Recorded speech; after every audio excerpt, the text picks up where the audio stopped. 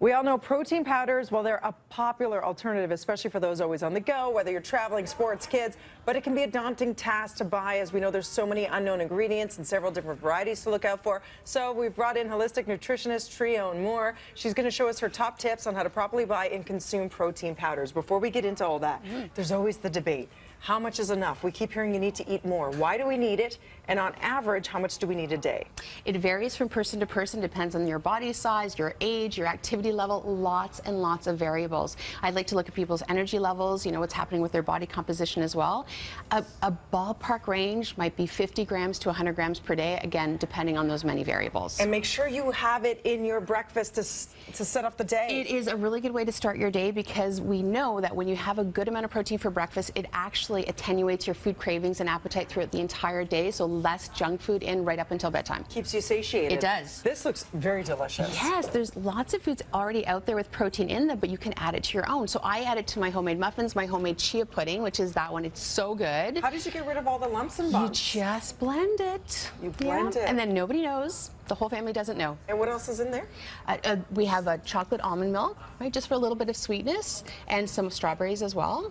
Yeah. And a little bit of coconut milk, because I like a bit of coconut as well. And how about all these? Why do you enjoy those? Well, bars are good for on the go. Again, they're just another way to get protein into the body. I mean, there's even chips and ice cream now with extra protein added. I just read these. They have 21 grams of protein in this teeny tiny bag. That's huge. That's right. So if you are a salty, savory person, maybe that's a good option from time to time. Okay, let's break it down. What the heck do we buy? There's so many. It's overwhelming. We're going to start with the most popular dairy protein supplement out there, which is whey protein. Now, there are two main types that we're going to talk about today. The whey concentrate. This is the least processed form of whey, and what I like about that is it's got all of these bioactive compounds which have been shown to support our internal antioxidant systems and our immune system. So it's whey really good concentrate. stuff. Whey concentrate. It's also the least expensive.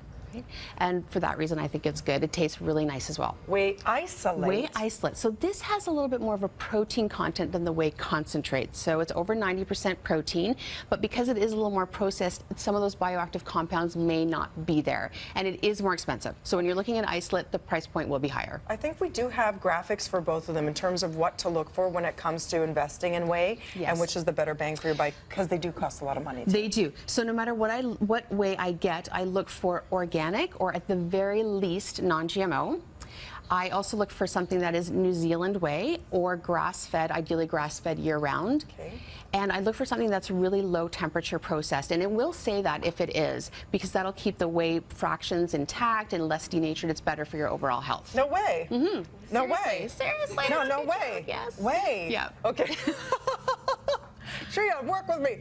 Okay, so now we are actually going to make a delicious smoothie, which you can have for breakfast or lunch. Yes, breakfast, lunch, dinner, snack, post-workout, whatever you want. Okay. So this is our whey protein smoothie. I've used the whey protein, blueberries for antioxidants for body and brain, spinach, why not get vegetables in, even for breakfast, right? Bananas for a little bit of natural sweetness. I use an unsweetened almond milk for my base. There's very few calories and sugars in there. And some spirulina, which is this awesome freshwater superfood. What's that? That is peanut protein powder. That's absolutely delicious. Isn't it good? Oh. That keeps you going for a really long time. And the topper is I add a really good fat or ghee coconut oil blend. And for me, that helps keep me going between meals. So it takes me the distance. Okay, that sounds awesome. We ran out of time, but we're going to put all the information on breakfasttelevision.ca because we didn't even get to the vegan options, which you also love. We do, yes. Okay, so we'll make sure we do that. Breakfasttelevision.ca for all these recipes and more information. Cheers to that. Maybe you can have this one. Absolutely. Delicious. We'll be back with more BT after this.